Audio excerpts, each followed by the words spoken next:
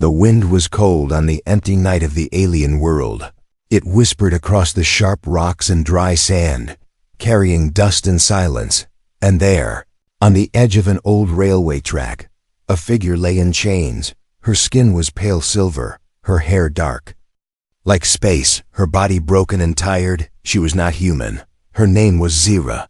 She was once a soldier, a leader, and a voice for peace. Now, she was nothing more than a prisoner left to die. Her hands were tied with metal chains, glowing with red energy. She couldn't break them. Her legs were bruised, and her face had a long cut on one side. She had been beaten, dragged, and thrown away like trash. The ones who did this were her own people. They had called her a traitor. They had told her lies, then turned against her when she spoke the truth. The sky above was dark, with no stars. Only the blinking red light of a faraway tower showed she was not completely alone. But help would not come from there. They all wanted her gone, she heard. It faint at first, a low rumble in the ground. Her ears twitched. Her eyes opened wide. A train. The old tracks were still in use. She looked down and saw it. A light growing in the distance, coming fast. Panic rushed through her. She pulled at the chains, kicked with her legs, rolled from side to side, but it was no use. She was trapped. No, she whispered, voice dry and weak. Not like this. Train was closer now. Its lights lit up the rocks in her body. She screamed, hoping someone might hear. No one came. Then, suddenly, a shadow dropped from above. A human figure landed near her, rolling once and rising fast. He had short dark hair, a brown jacket, and a serious look in his eyes. Without a word, he pulled out a small device from his belt. It glowed blue and buzzed with energy. "Don't move," he said. Zira stared, shocked, confused, scared. "Who are you?" she asked, coughing. The man said nothing. He focused on the chains. Sparks flew as the tool cut through the metal. "Why are you helping me?" she asked again. He looked up for a second. "Because I hate liars," he said. The train was now only seconds away. With a final spark, the last chain broke. He grabbed her arm and rolled her off the track just in time. The train roared past, loud and bright, shaking the ground. They lay still for a moment, breathing fast. Zira pushed him away, crawling back. "Stay away from me," she said. "I don't trust humans. I don't trust aliens," the man said back, calm and cold. "But right now, someone wants you dead, and I just stopped that from happening." Zira watched him, still afraid, still angry. Her heart was racing, her hands shaking. "Who are you?" she asked again. "My name's Eli," he said. "I came to this planet for peace talks." Zira laughed, but it was bitter. "There is no peace here," she said. "Only lies and betrayal." Eli helped her sit up. "Tell me something," he asked. "Why did they leave you here?" "Because I spoke the truth," Zira replied, her voice low. "I found out what they were doing, how they started the war, and who they're working with." Eli's eyes narrowed. "You mean the humans?" he asked. Zira shook her head. "No," she whispered. "Not just humans, someone worse." The wind blew again, carrying the sound of distant machines. Zira looked around quickly. "They'll come back," she said. "They always do." Eli helped her stand. "Then let's not be here when they do," he said. Zira paused, still unsure if she should trust him. But her options were few, and her strength was gone. "Fine," she said. "But don't think I'll thank you." "I don't need thanks," Eli said. "I need the truth." As they walked away from the tracks, the camera pulls back. The spot where she was chained now empty, silent again. But the war was just beginning, and the truth was about to shake. Two worlds. Zira didn't know if she could trust him. Eli didn't know if she was telling the truth. But both of them had been betrayed, and now together, they would find out why. The night was still heavy as Zira followed Eli through the dead forest. Every step felt like her bones were cracking. But she didn't stop. She didn't trust the human, not yet. But something inside her whispered he was different. Eli didn't speak much, just kept moving, scanning the area with a small device in his hand. His face stayed calm, but his eyes were always searching, watching, thinking. He was a soldier.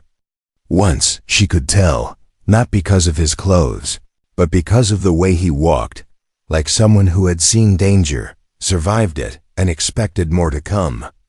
They finally reached a broken structure that looked half buried in the dirt. It was an old outpost, covered in vines and shadows. Eli kicked the metal door twice, then entered a code on a small panel. It hissed open slowly, and they both stepped. Inside, the lights flickered weakly, showing dust and rust all around. Zira leaned against a wall, holding her side. Her injuries weren't healing fast, not without help.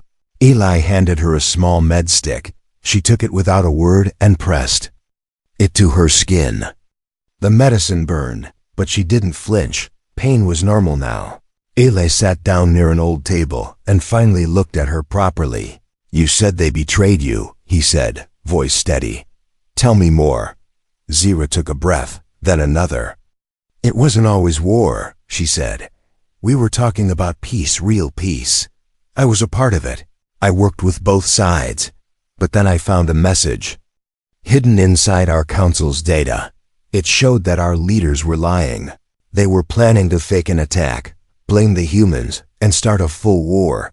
Eli didn't react at first.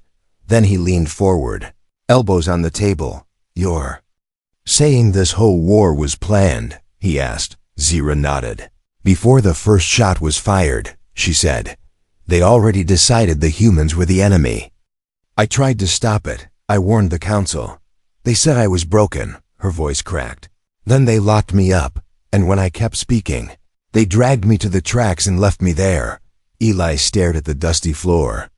For a moment, he didn't say anything. Then he stood up and went to the far wall, pressing his hand on a hidden scanner. A small metal hatch opened, revealing a box. Inside were files, devices, and one strange-looking tablet. Eli pulled it out and handed it to Zira. "I found this 2 days ago," he said, "near the border station. It was hidden in the wall, like someone didn't want it to be found." Zira tapped on the screen, and her eyes widened. This is from our central core," she said, surprised. "These are orders. Troop movement, false flag operations, names." Her hand shook slightly. "It proves everything I said." Before she could speak again, a soft buzzing sound echoed through the outpost. Eli turned fast, gun in hand. Zira stood slowly, pain forgotten. Tiny lights moved across the broken windows, scanning drones. Not human, not hers either. Black ovals with red eyes, floating silently. Eli grabbed her arm, pulled her behind cover. "We need to leave," he whispered. "They found you." Zira said quietly, "They always find me." They ran out the back. Into the forest, moving fast but low. The drones followed slowly, scanning the area with beams of light. Zira's legs were weak, but fear pushed her forward. They reached a cliff and jumped down into the river below. Cold water swallowed them, dragging them into the darkness. They surfaced near the rocks, gasping, soaked, but alive. The drones hovered above, then slowly turned away, losing their trail. Zira looked at Eli as they sat by the shore. "You still think this is just politics?" she asked. Eli shook his head.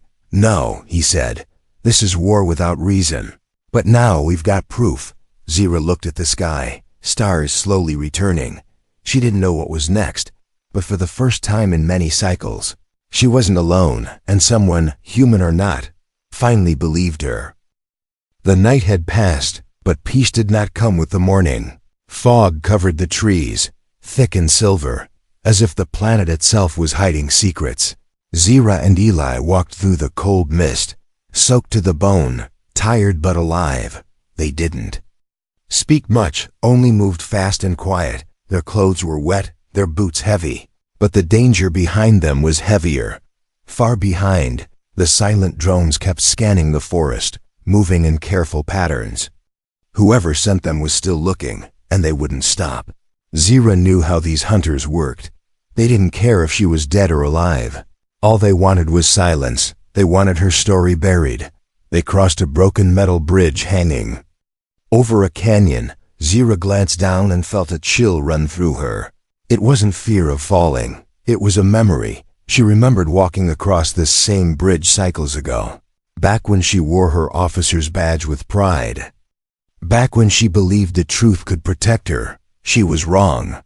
Aelin noticed her slowing down and spoke without turning. "We're close," he said. "The old maintenance tunnel should be under that ridge." Zira nodded, saying nothing. Entrance to the tunnel was hidden by thick roots and old stones. Eli pulled them aside and stepped in first, gun ready. Zira followed, lighting a small glow stick to push back the darkness. The air inside was thick, damp, and smelled of rust. Walls covered in alien writing, warning signs and old blood. This place hadn't been used in years, maybe decades, but deep inside, past. 2 locked doors and a fallen wall was something different. A control panel, dusty but still working, and behind it, a small data core, flashing weak blue light.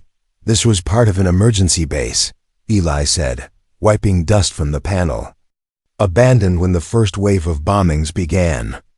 Zira knelt by the core, her fingers moving fast across the keys, her language, her code. It still worked. She pulled up files, old records, locked transmissions. What she found made her blood run cold. "Eli," she said, voice tight. "You need to see this." He walked over, looked at the screen, a list of names, places, and actions. Some marked with her name, some with others, humans, aliens, even officials from neutral planets.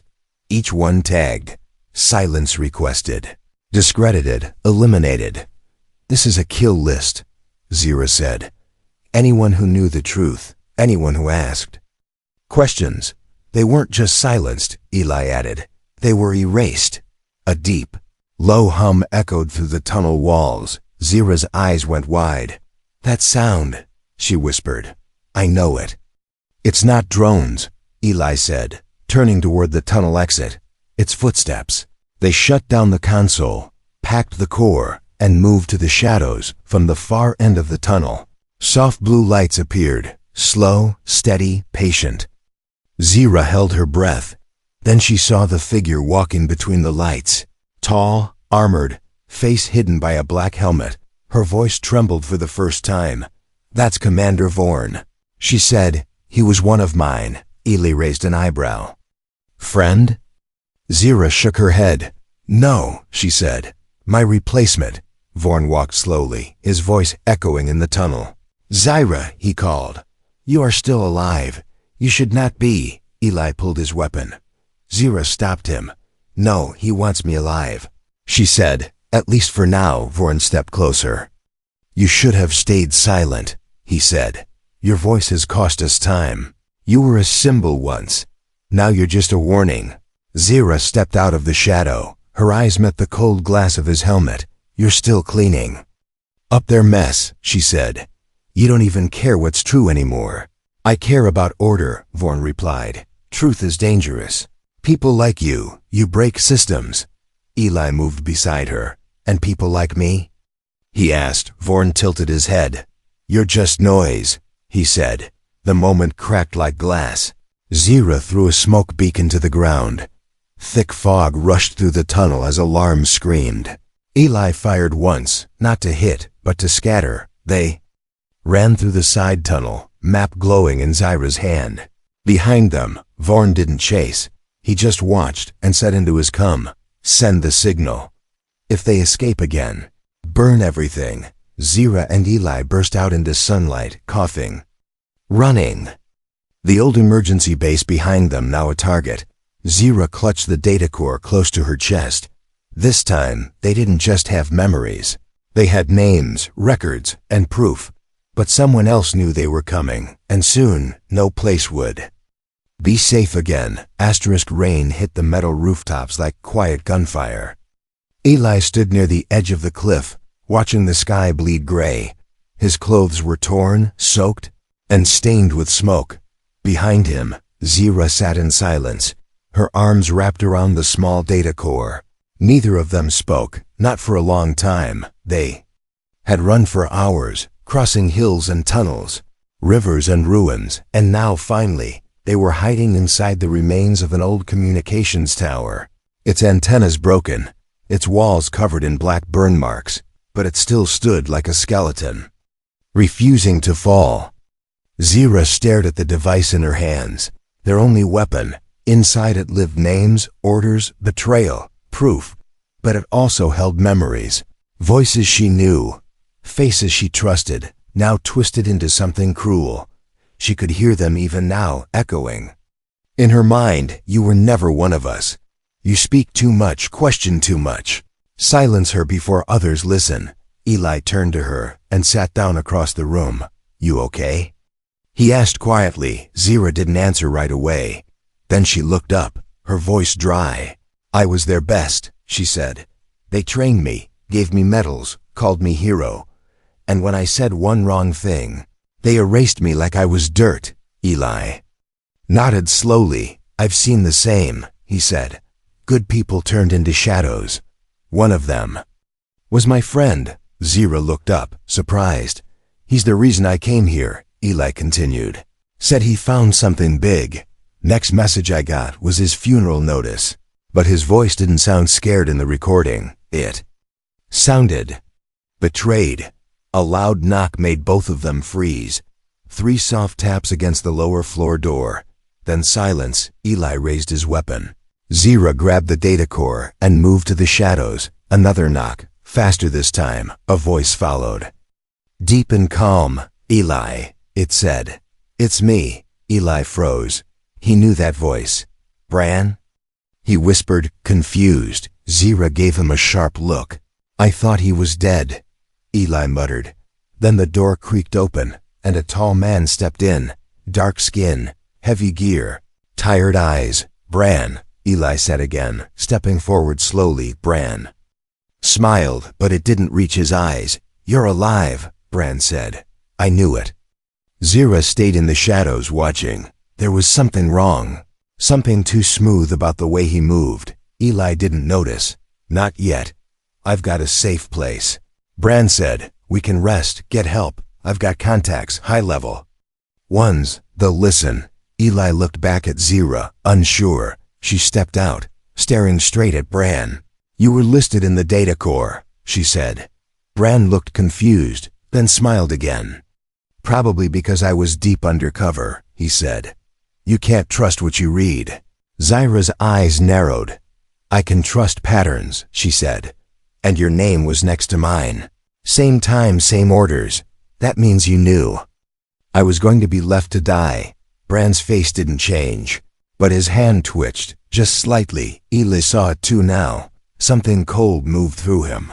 Tell me the truth, he said, voice flat. Did you sell her out? Bran laughed, then slowly raised his hands.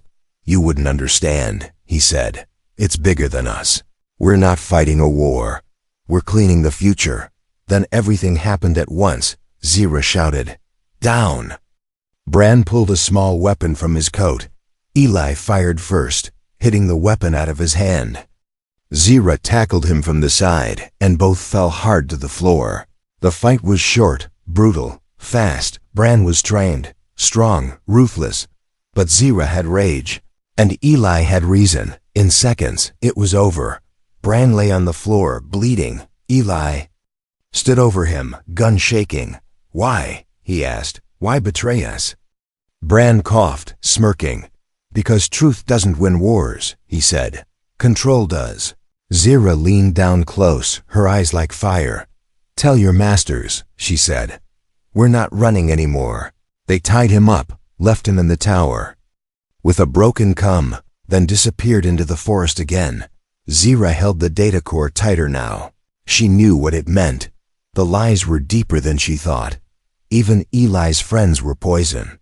But they were not alone anymore. The storm was growing, and this time she would not go down in silence. Rain turned to steam as it hit the heat-blasted rocks. A storm was coming, not just in the sky, but in every direction around them. Zira and Eli moved fast, using the fog and broken ruins as cover. The data core was now their only light in the glass. Dark, and their biggest target. Inside it lived the kind of truth that started revolutions, or got people killed before they even spoke a word. They reached the canyon outpost just before sunrise, an old rebel safe house buried deep into the cliffs, sealed behind code and stone. It hadn't been used in years, but Zira remembered the way. Her fingers typed the passcode from memory, and the door opened with a deep metallic sigh. Inside, the air was thick and dry. Dust floated like memory, untouched by time. Ailey set up a transmitter on the central table while Zyra powered up the ancient systems. The walls hummed as lights came alive one by one. It wasn't much, but it was enough. They weren't running anymore. Now they were ready to speak. Zira uploaded the core into the comms array. Screens flickered, files opened, names lit up and warning read, images, voices, orders, and deaths. All recorded.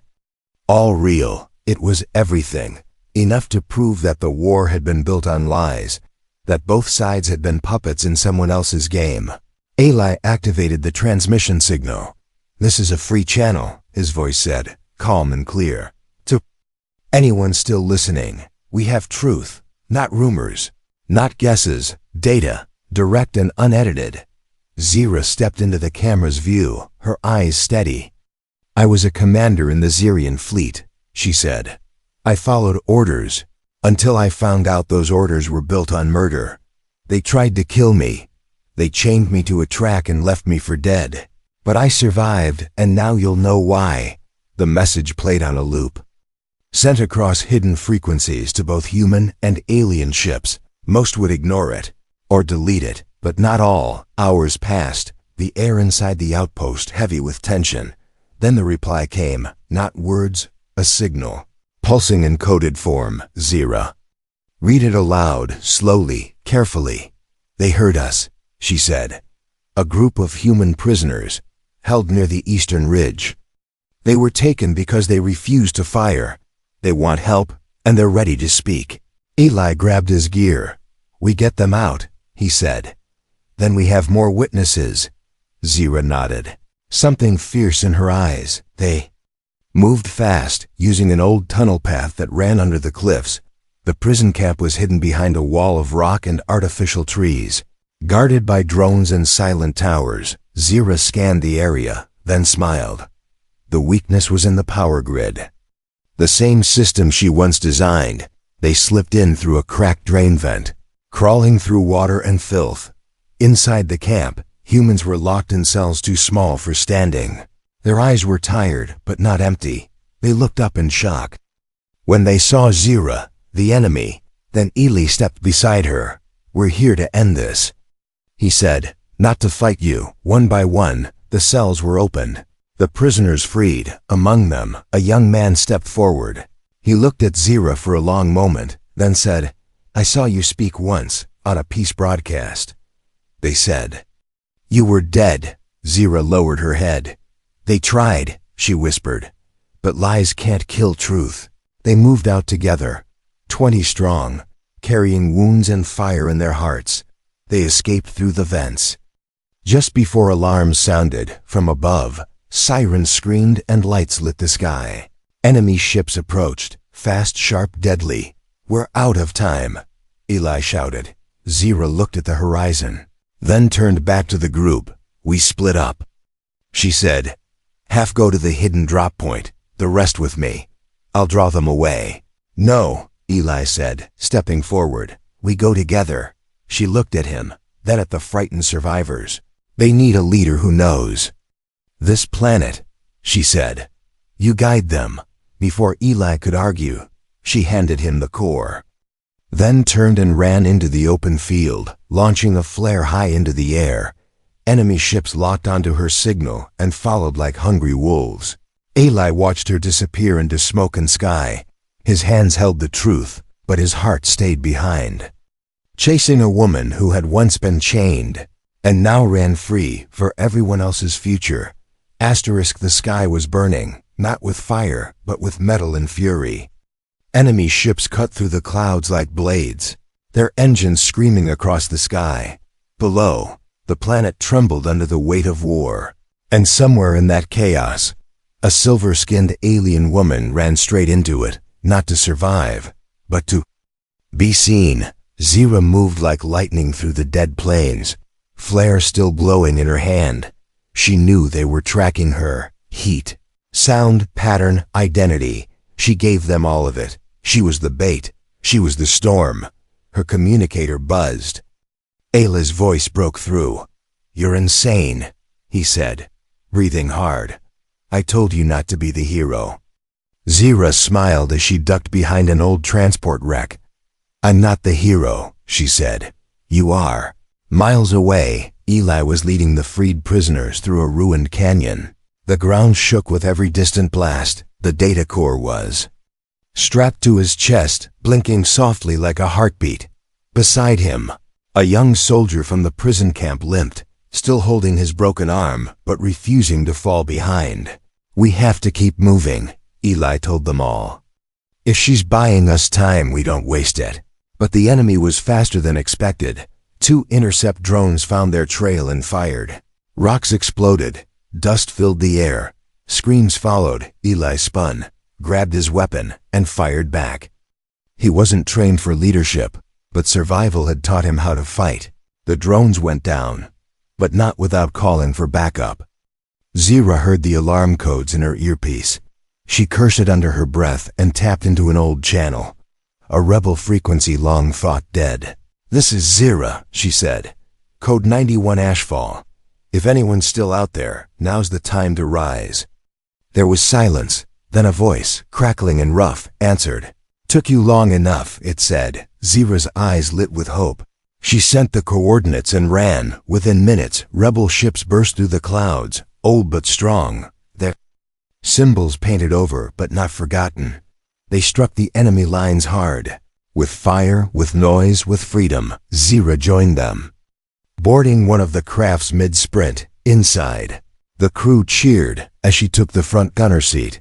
"Let's make them feel fear," she said. Meanwhile, Eli and the others reached the cliff base where a hidden launch pad waited, old tech, barely. Holding together, but functional, he inserted the core into the panel, watching as the satellite link came alive. The data upload began, 1%, 5%, 11%. But just as the number climbed, a new threat arrived.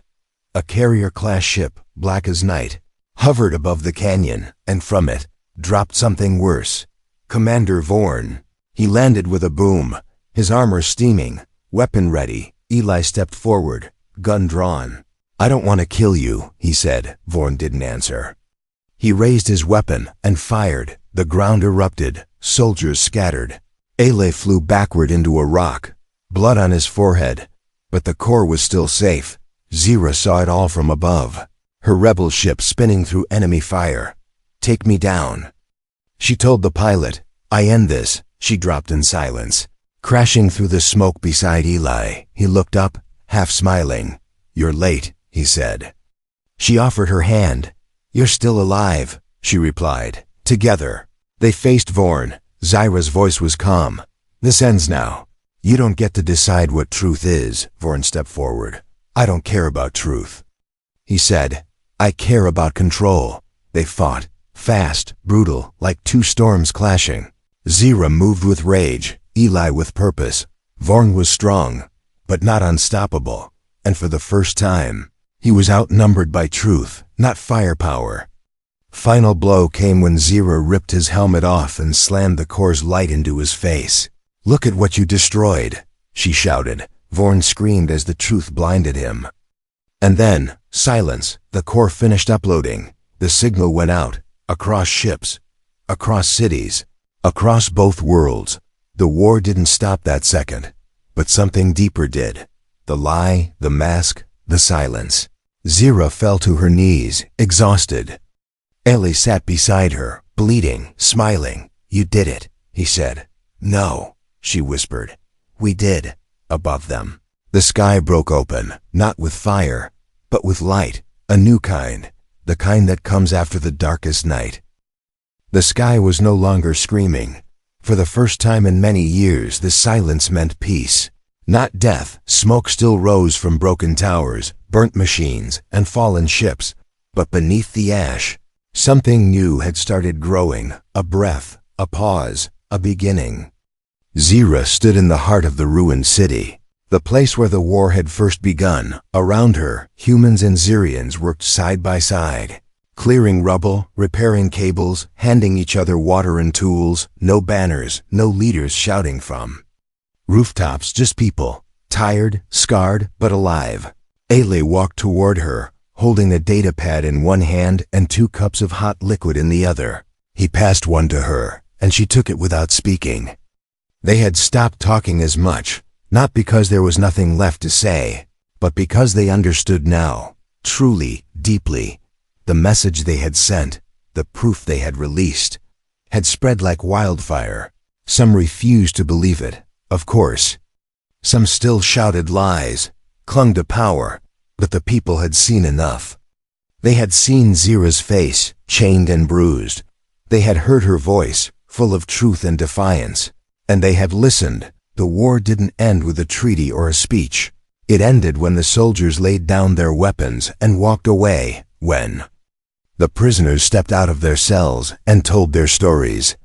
When the people said enough, Eli sat beside her on a broken step, watching the horizon where rebuilding ships hovered quietly. "You know," he said, "they want to name a sector after you." Zira rolled her eyes and sipped her drink. "They should name it after the people who died because of my silence." She said, "You spoke," Eli replied, "even when it nearly killed you." She looked at him, and for the first time in a long time, she smiled, soft, real, tired. "I didn't do it alone," she said. Eli didn't smile back, but the warmth in his eyes was enough.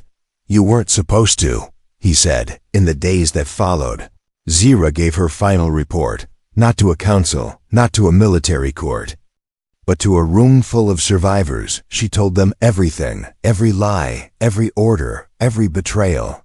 She didn't cry, she didn't ask for forgiveness. She only told the truth, and that was enough. Eli returned to Earth weeks later, but not as a soldier. He became something else, a voice, a writer, a storyteller. He wrote about the war, not with numbers and ranks, but with names, faces, moments. He wrote about Zira. He called the story, the one they tried to erase, and across both worlds. People read it. Some cried, some raged, some changed, and slowly, walls began to fall. Not the ones made of stone or metal, but the ones built with fear, hate, and silence. Years passed. Zira never returned to the battlefield.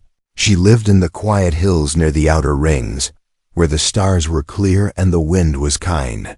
Sometimes visitors came, asking questions, seeking advice. Wanting to learn, she answered them with calm, with fire, with wisdom.